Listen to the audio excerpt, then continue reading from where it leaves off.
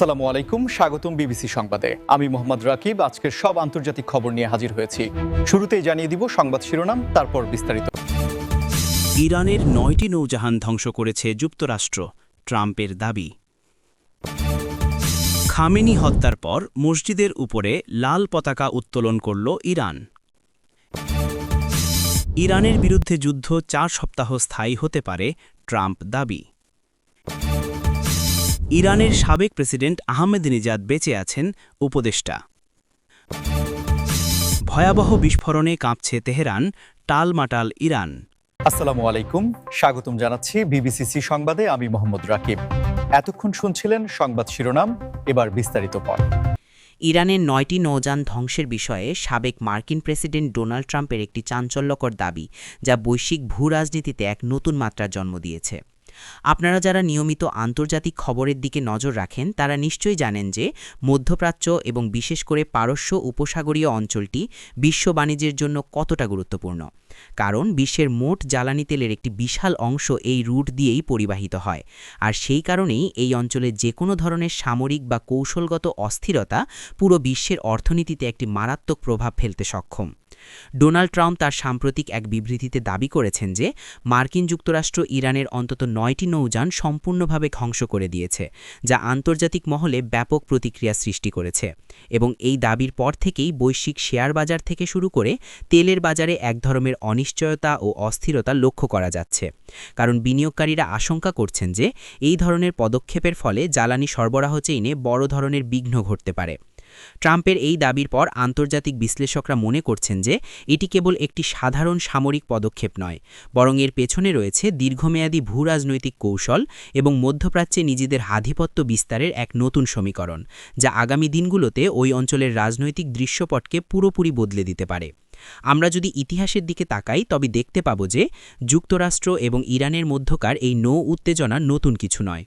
এর আগেও বিভিন্ন সময়ে হরমুজ প্রণালী এবং এর আশেপাশের অঞ্চলগুলোতে দুই দেশের মধ্যে বেশ কয়েকবার মুখোমুখি অবস্থানের ঘটনা ঘটেছে, যা অনেক সময় বড় ধরনের সংঘাতের রূপ নেওয়ার উপক্রম হয়েছিল। ইরানের বর্তমান পরিস্থিতি নিয়ে, যেখানে দেশটির শীর্ষ নেতার মর্মান্তিক মৃত্যুর পর একটি ঐতিহাসিক মসজিদের চূড়ায় লাল পতাকা উত্তোলন করা হয়েছে, যা মূলত একটি গভীর প্রতীকী অর্থ বহন করে, এবং এই ঘটনা পুরো আন্তর্জাতিক সম্প্রদায়ের মনোযোগ আকর্ষণ করেছে। আপনারা যারা ইসলামিক ইতিহাস এবং ইরানের সাংস্কৃতিক প্রেক্ষাপট সম্পর্কে অবগত আছেন তারা নিশ্চয়ই জানেন যে এই লাল পতাকা কোনো সাধারণ প্রতীক নয়, বরং এটি একটি সুনির্দিষ্ট বার্তা প্রদান করে, যা মূলত ন্যায় বিচারের দাবি এবং একটি কঠিন পরিস্থিতির মুখে জাতীয় ঐক্যের প্রতীক হিসেবে বিবেচনা করা হয়। আমরা যদি পিছনের দিকে ফিরে তাকাই তবে দেখতে পাব যে এর আগে ২০২০ সালেও একটি বিশেষ অনাকাঙ্ক্ষিত ঘটনার পর ইরানের জামকারান মসজিদের ওপর এমন একটি লাল পতাকা ওড়ানো হয়েছিল, যা সেই সময়েও বিশ্বজুড়ে ব্যাপক আলোচনার জন্ম দিয়েছিল, এবং বিশ্লেষকরা মনে করেছিলেন যে এটি দেশের জনগণের আবেগ এবং সংকল্পের বহিঃপ্রকাশ। শীর্ষ নেতার এমন আকস্মিক বিদায়ের পর দেশটিতে এখন এক ধরনের রাজনৈতিক শূন্যতা তৈরি হয়েছে বলে মনে করছেন অনেক আন্তর্জাতিক বিশ্লেষক, এবং এই শূন্যতা পূরণের জন্য দেশটির অভ্যন্তরীণ রাজনৈতিক কাঠামো, যেমন অ্যাসেম্বলি অফ এক্সপার্টস, কিভাবে কাজ করবে এবং পরবর্তী নেতৃত্ব নির্বাচনের প্রক্রিয়াটি কতটা মসৃণ হবে তা নিয়ে বিশ্বজুড়ে নানা জল্পনা কল্পনার সৃষ্টি হয়েছে। এই লাল পতাকা উত্তোলনের মাধ্যমে কেবল দেশের ভেতরের মানুষকেই ঐক্যবদ্ধ থাকার বার্তা দেওয়া হচ্ছে না, বরং আন্তর্জাতিক বিশ্বকেও একটি প্রচ্ছন্ন বার্তা দেওয়া হচ্ছে যে ইরান তার নীতি এবং আদর্শের জায়গা থেকে সরে আসবে না, এবং যে কোনো চ্যালেঞ্জ মোকাবিলায় তারা প্রস্তুত রয়েছে। এই পরিস্থিতিতে দেশের সাধারণ মানুষের দৈনন্দিন জীবনযাত্রায় একটি বড় ধরনের প্রভাব পড়েছে। অনেকেই ভবিষ্যৎ নিয়ে এক ধরনের অনিশ্চয়তার মধ্যে রয়েছেন, আবার অনেকেই জাতীয় এই শোকের মুহূর্তে নিজেদের ঐক্যবদ্ধ রাখার চেষ্টা করছেন। আন্তর্জাতিক সম্প্রদায়, বিশেষ করে ইউরোপীয় ইউনিয়ন, রাশিয়া, চীন এবং প্রতিবেশী দেশগুলো এই পরিস্থিতির ওপর কড়া নজর রাখছে। ডোনাল্ড ট্রাম্প দাবি করেছেন যে ইরানের বিরুদ্ধে কোনো ধরনের সংঘাত শুরু হলে তা মাত্র 4 সপ্তাহ স্থায়ী হতে পারে এবং এই নির্দিষ্ট সময়সীমার দাবি কি আন্তর্জাতিক সামরিক ও রাজনৈতিক বিশ্লেষকদের মধ্যে এক নতুন বিতর্কের জন্ম দিয়েছে।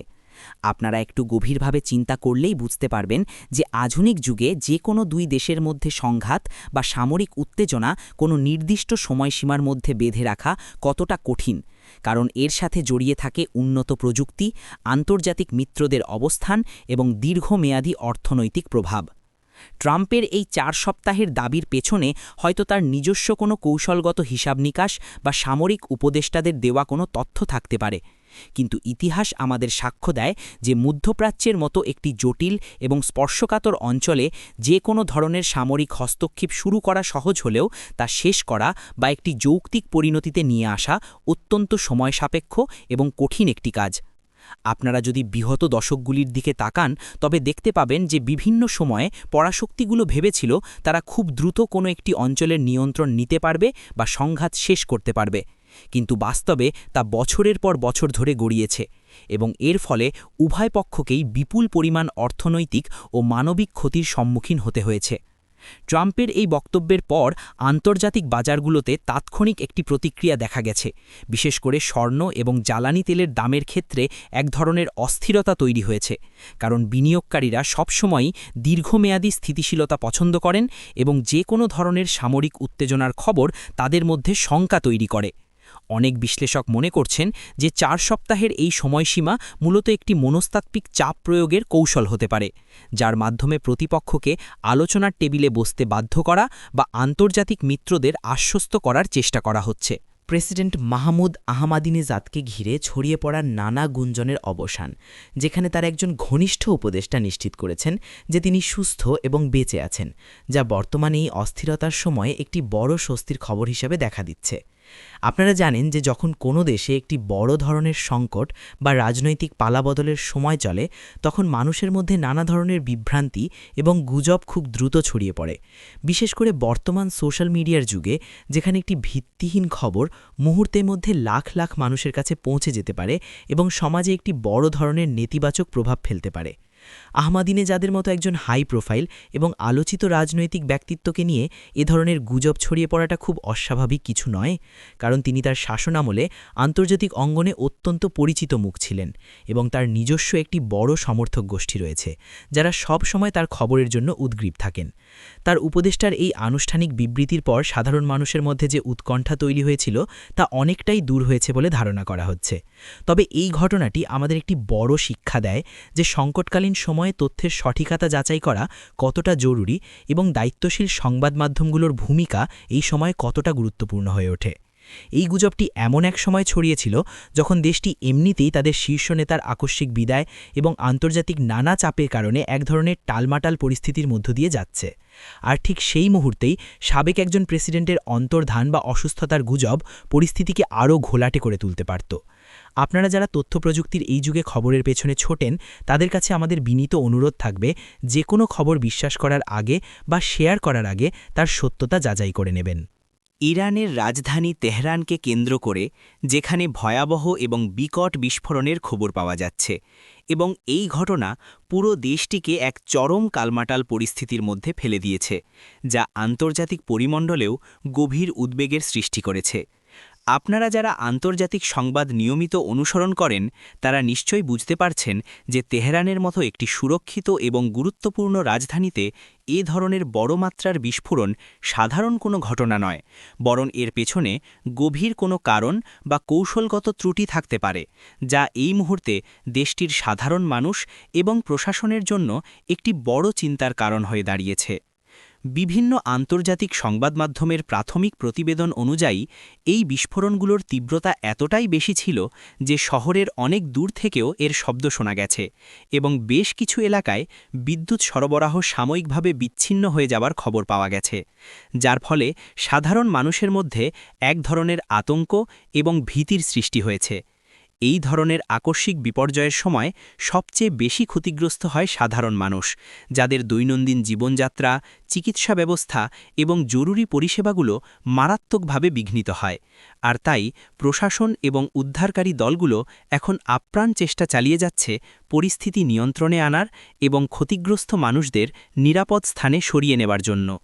এখন পর্যন্ত এই বিস্ফোরণের সঠিক কারণ সম্পর্কে সরকারিভাবে কোনো বিস্তারিত তথ্য জানানো হয়নি।